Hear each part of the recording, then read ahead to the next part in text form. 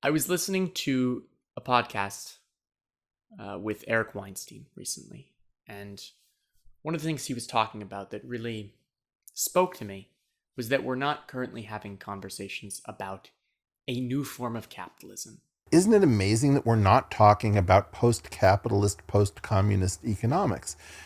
I don't think that Hayek and Marx and Adam Smith have the solutions for a world with AI. We're not talking about socialism, we're not talking about communism, but this is really the question that I want to prompt, the initial question, which is what can we conceive beyond this current form of capitalism? And we're going to explore a whole bunch of other questions from this starting point. But here's my premise. I view capitalism as deriving from nature. I think it's a system whose function depends on the implementation of cues from nature.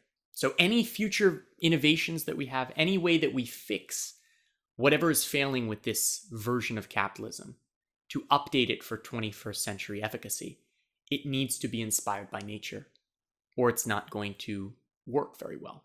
In one of my initial videos, actually, I mentioned this idea of trees and fungi exchanging nutrients. Mycelia combine with the roots of certain trees, and it allows them to have this transactional relationship where the trees will obtain nitrogen and phosphorus, and the fungi will obtain sugars from the trees.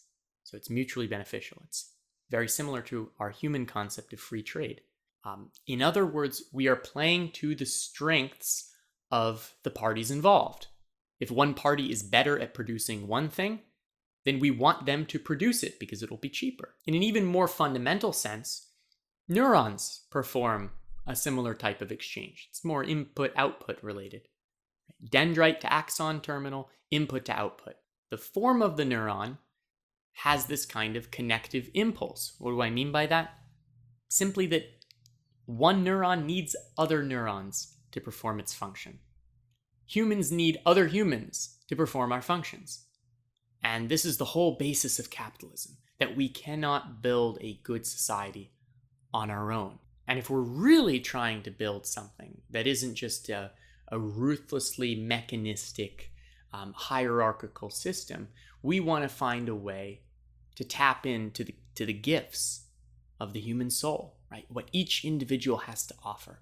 And this is a really idealistic vision, granted. So what ends up happening is that we create shortcuts where certain people are deemed the laborers, the manufacturers, because they're able to do these tasks in a rudimentary way. And that's the whole concept of the assembly line. And it makes things efficient. And the resources flow upward toward the top. And so the winners of capitalism are put in control of this moral game, of this game of distribution. That has its advantages and that has its pitfalls. And at a time where we are morally innervated in society, things don't look so good. The hierarchies imply that certain people are more valuable than others. And I think that that's inevitable, right? There are going to be people who are deemed more valuable than others. There are going to be people who are compensated more than others. And the kind of language that Kamala Harris uses, this idea of equity, this idea of balancing the scale so that people achieve equal outcomes. And if the goal is truly about equality, it has to be about a goal of saying everybody should end up in the same place. And since we didn't start in the same place, some folks might need more. It's incredibly dangerous, and I don't think it works in any kind of functional sense. But that doesn't mean that the left wing doesn't have reasonable objections. We have this dichotomy of stagnating wages and increasing CEO pay. The inequalities today are huge, and inequalities lead to all kinds of societal dysfunctions. Crime is one of them, because if people at the bottom are looking up and saying, whoa, what's going on with all these folks who have all the money and I don't have anything? It's not fair. They're not incentivized to act in a harmonious way. And in some sense, that's understandable. It's understandable.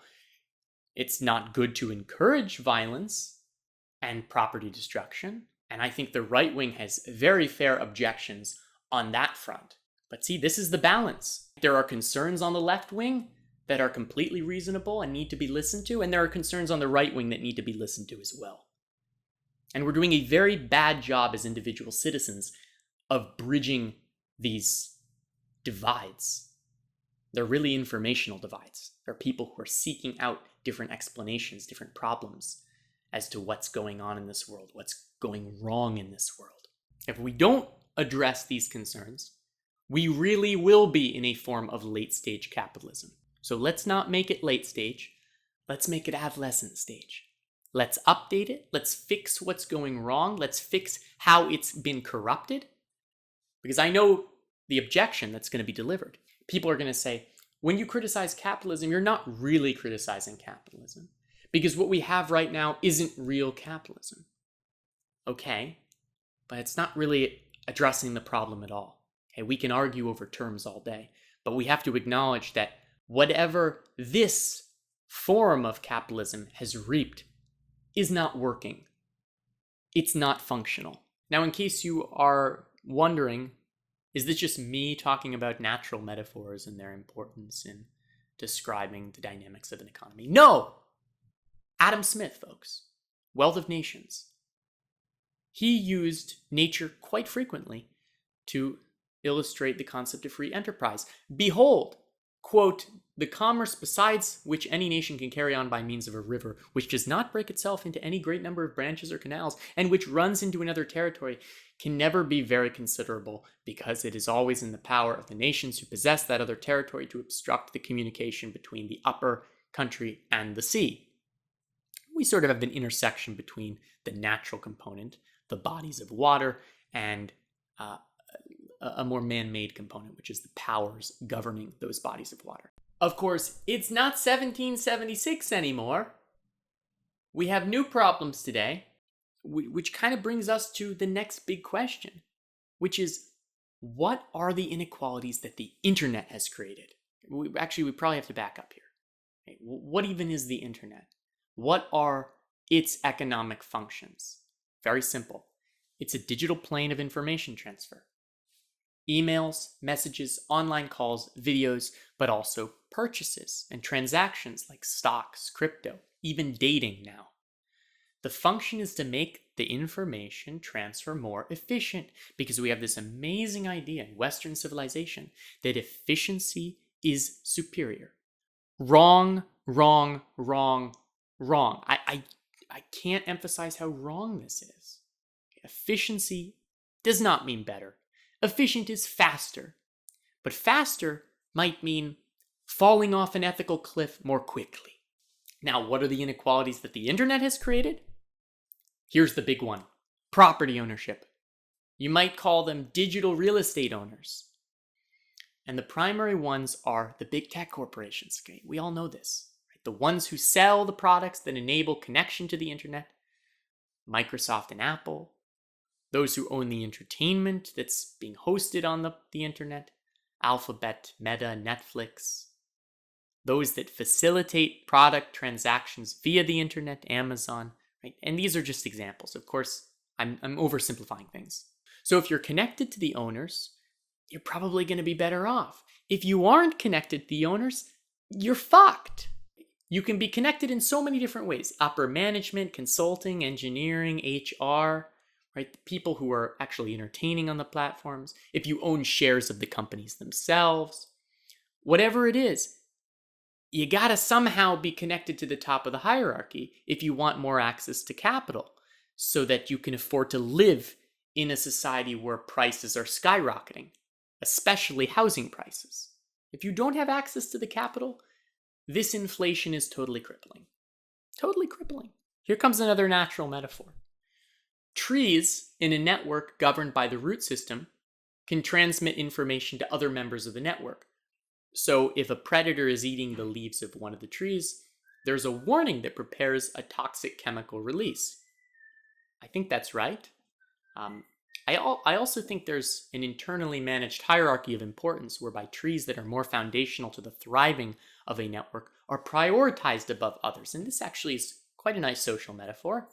Certain people are considered more important in the grand scheme of things. It's how the human attention economy works. Resources go to those who are more important to the creation of internet networks. You can think of this like That you can think of the tech companies like a general control center. So the more consolidated the power becomes, the more insignificant the outer contributors of the network are, and the more resources are simply provided to maintain the top of the hierarchy without providing for the leftovers. Unless, and this is really the one thing that we have, unless there's a value that is programmed into the top of the hierarchy that says, no, we cannot allow this to get too out of control. If there's one massive tree funding all the other trees, the massive tree becomes a lot more important than the little trees. But perhaps the bigger tree recognizes the value of every smaller tree and learns to invest appropriately. But what's the mechanism that guides moral judgment on this front? Yeah, if you're with me, we are talking about morality in trees. I am that guy who believes that trees actually are capable of making moral decisions. And this is also the idea of God, is this morally binding unity whereby community resources are sacrificed in the upholding of the greater collective emergent phenomenon. This is theoretically in place of investing our resources in the name of tech companies and their preservation. Not to say that tech companies don't contain elements of God. I mean, let's face it. One of the tech companies is a reference to the forbidden fruit. Another is a reference to a massive river and rainforest with tons of biodiversity. And one is a reference to a key branch of Indo-European languages. So clearly, the tech companies are getting at something. But guess what? They're also ripping you off. Regardless of whether you own physical property, you do have digital property. It's your data, your identity, your information. And the more we try to determine the value of an identity economically, the more we could fall victim to other massive inequalities here. But we already have made certain identities online more valuable than others. Okay, I'll bring up the dating example. Tinder, for instance, it recommends profiles that are generating more swipes. Those profiles have been deemed more valuable identities, pretty much on the basis of physical attractiveness, which you don't even control, right? This is mostly your genetics. So you heard it here first. Tinder is a dystopian organizational eugenics movement designed to sacrifice the building of families and intimacy of relationships in the name of hedonistic impulse. It is how it is. But perhaps we shouldn't extend this principle to every aspect of the economy, thereby creating a social Darwinian Hunger Games. How do we solve this? Universal basic income. Yeah, but there are problems with this as well. It's seen some successes in experiments. I think New Jersey was one experiment, and then there's the Alaskan dividend connected to the oil reserves. But there is always that nagging concern that conservatives will always bring up about work incentive. If people do own their data and are making money from that data, how are they incentivized to work? And what are even the jobs that they can work? What jobs are going to be left after we're done with this whole experiment? The problem with certain people having money is that they won't necessarily spend it intelligently. You certainly don't want people spending money on consciousness-diminishing drugs like fentanyl and alcohol. And we have companies that are actually profiting off of this shit. So how can people with money who are making money from their data be incentivized to then make good decisions with the money? Is that an economic policy? Is it more of a moral urgency thing? People being encouraged to do more in their community to help? I don't know. If you own data and the compensation you receive is dependent on characteristics of the data, now we're getting into some real privacy concerns, right? So imagine an algorithm is able to derive statistically whether you are intoxicated or sober based on personal spending habits. And so when that data is sold to other advertisers, they achieve better ad spend ratios because they learn how to sell to you at times of peak vulnerability. Is that ethical? Are we going down that road? This is kind of beyond earning data. We have to be talking about earning the rights to algorithms that interpret the data, feed content based on the data, influence your politics using that data. You get the point. This is a very fundamental shift as to how we tend to view economics. This is what we need to be talking about. Kamala Harris, Donald Trump, I don't care who you're voting for, what your politics are. They are not going to pass legislation that can move us in the right direction. I've never heard these questions uttered among mainstream news outlets. They're not going to touch this stuff. People's ignorance as to the truth of these matters actually allows them to capitalize.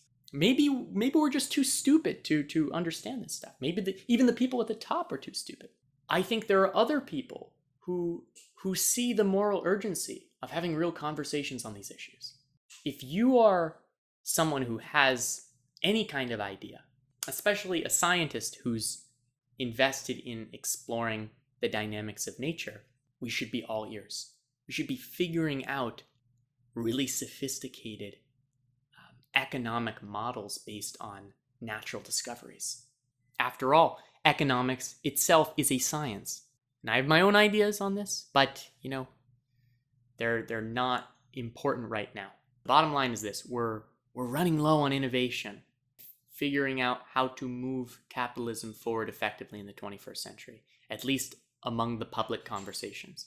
And I think it's ridiculous. I think that if we're going to move an entire society forward, there must be a public conversation as to the radical shifts that will take place in the oncoming years. More connected to this channel, I've been trying to figure out a better balance of the temerity of discussing solutions versus the humility of simply asking questions. Hopefully we're getting there. Hopefully this video has sparked some food for thought. So for now, adios. I'll see you next time.